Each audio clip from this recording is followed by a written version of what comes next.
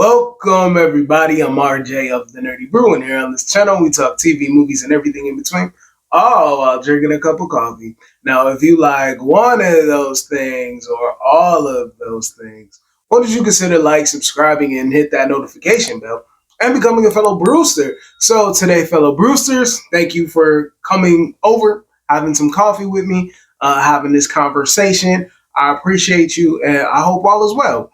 But I wanted to talk about Castlevania for me. So, first of all, spoilers. So, now that you know that. So, Castlevania, I got on the train late. And I don't even have a history. I have a minor, brief history with Castlevania. So, Castlevania, is a game series. And I had a friend back in New York who played the games, right? He had not only the game systems, but he also had emulators. So he was playing them on his computer, and like I would go over to his house and he would tell me that he's playing the Castlevania of some sort, but that was it. When it comes to the show of Castlevania that premiered on Netflix, I didn't watch it in its initial run. And I didn't wait season to season to watch it. I was in a privilege to watch it later, in a position to binge it. So the thing about the show was, the show, mostly everything that I don't like, it's everything in my core that like I'm against. the whole situation with night creatures, how I don't know the word. I don't know what's good for YouTube. How demonic it is. How graphic it is. Yeah, just the depictions of the gore, the mysticism, the spiritism, all of that stuff. How spooky, like I'm a PG-13 dude. They just went all the way. This is TV mature. You have to be mature enough to understand how graphic and how explicit that this could be. So I was like, all right, let me just put on my big boy pants and end up watching this show or whatever. And so I ended up watching it. And the first series of the show was more captivating to me. So like I ended up ignoring all my red flags of shows or content that I watched. So I ended up just taking it in the show and enjoying the story as it is. And the thing for me, if you're a fan of the channel or this is your first time seeing me, the thing for me is I love interpersonal stories. I love character development and I love character growth. For example, Breaking Bad, it was a deconstruction of a character. He was a mild-mannered individual who ended up becoming Heisenberg, correct? You're goddamn right.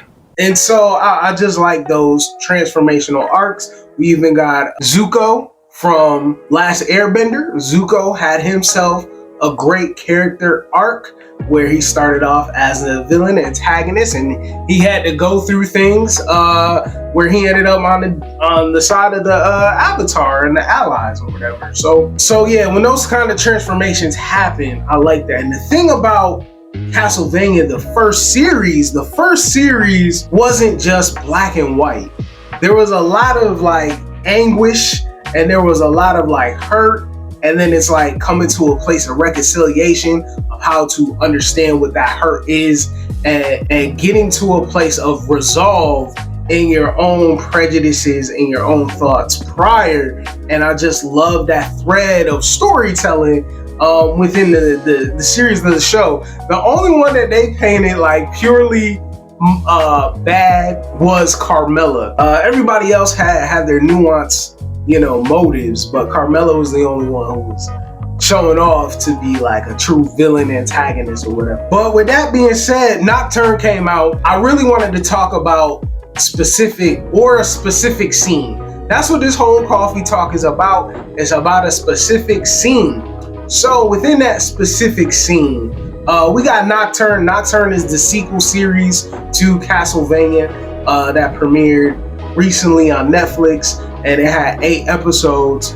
And the thing about that is I had 3 favorite scenes within the show. As I said, spoilers, so don't be surprised if you haven't watched the show. My 3 favorite scenes is 1, Richter, when they were down in the dungeon trying to get Eduardo. I forget the night creature's name. but Annette's friend. When they were trying to get Annette's friend, and he started saying his government, and he started saying like, this is the ground that he stepped on, and this is who he is, like representing. I loved it. Shit.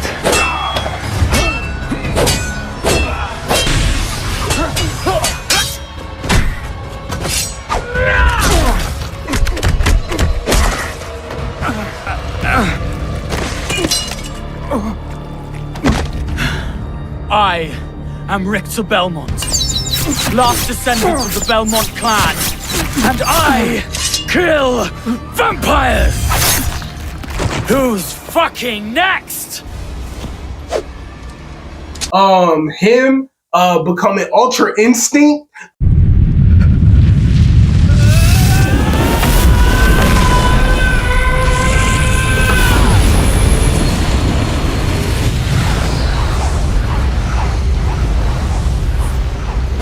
You know, knowing the motives of why he needs to fight. Mwah! Chef's kiss. It was amazing. Loved it. And then Droletta and her transformation.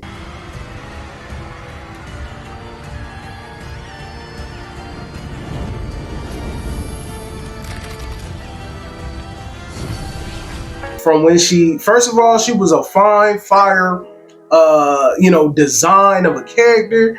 I love that she had natural 4C hair and allow her to breathe and live in her skin. I loved it. But then I loved her transformation. I thought her transformation was dope. Those are the things that I loved within the new series of Castlevania Nocturne. But I really wanted to talk about this one particular scene, and it happens in the season finale of season 2. And the thing about that, it's very, all right, so this is the point that I'm trying to make. So in a lot of, long vested stories, there's always a big climactic ending, right? In the first series, Castlevania gives us that big ending. And with that big ending, it was my boy, Trevor Belmont, and he's fighting this vampire entity of death all in itself, right? And everything he did, the visuals, the fighting style, all of it was such an amazing, sequence that they had. But for me, and getting into the show, and as I said earlier, I love interpersonal stories. So the scene that I wanted to talk about is the room of Alucard and Dracula. And the thing about this scene that I just wanted to bring out was everything leading up to it. And, Dracula, he's acting real melancholy in his situation where he wants to get revenge for his late wife on humans. But the thing about his situation, he's not feeling really motivated about it. And Trevor fights vampires and he's trying to save the world. Alucard is trying to save the world from his father on behalf of his late mother. That's his motive, right? And he knows that he is that's his task to represent his mother that way, of how she loved humanity. And the thing is, knowing that he's half of her, and the show starts off with a glimpse of that prior battle before he found himself in his coffin, which I felt like everything leading up to that was great. But the thing is, talking about climactic scenes, right? We get into a place of what I said, the series finale of Trevor Belmont fighting the death entity, right? But then we go around, we have just this scene in a room of of the conflict resolution of interfamilial hearts. It just made it more subdued, and it made it really conflicted and nuanced. And one thing that I loved so much from that scene is having Dracula realize the error of his ways, and knowing that he's been this powerful, majestic, forceful figure. And to see what really matters to him in that moment was the fact of his love for his wife, Lisa, and the fact of his love for his son, Alucard. It's your home.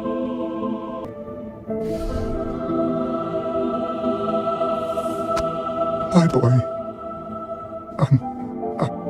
I'm killing my boy. Lisa, I'm killing our boy. We painted this room. We made these toys. It's our boy, Lisa.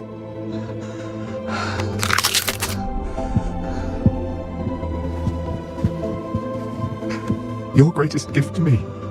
And I'm killing him. I must already be dead.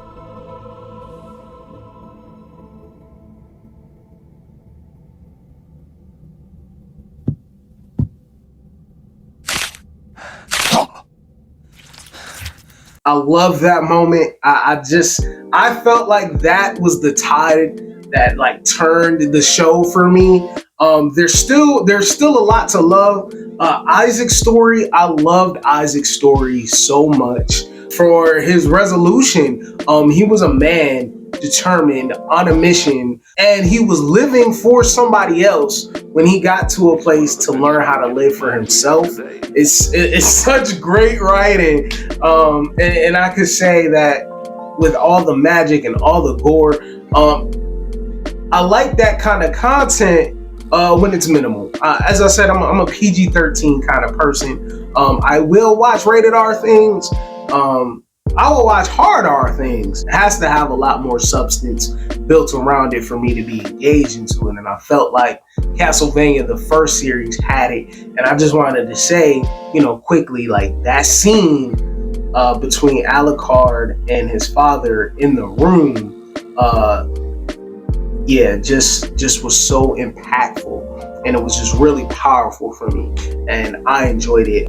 I don't know why I keep forgetting it. I need to remember when I record, but I want to give a shout out to my boy Mike of Nerd Soul.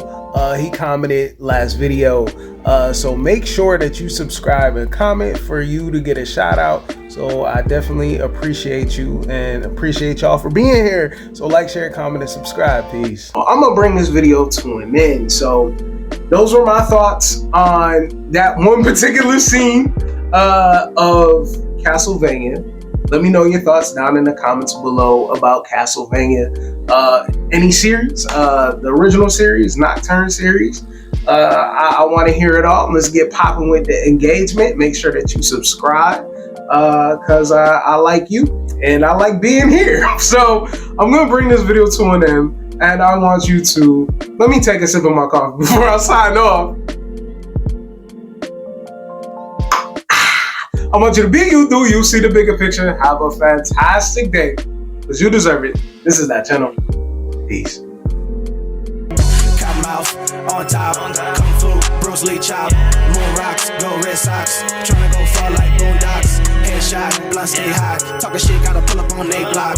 You fraud, I'm Couchgod, know you got a tax like a state charge. Safe house, safe house, safe house.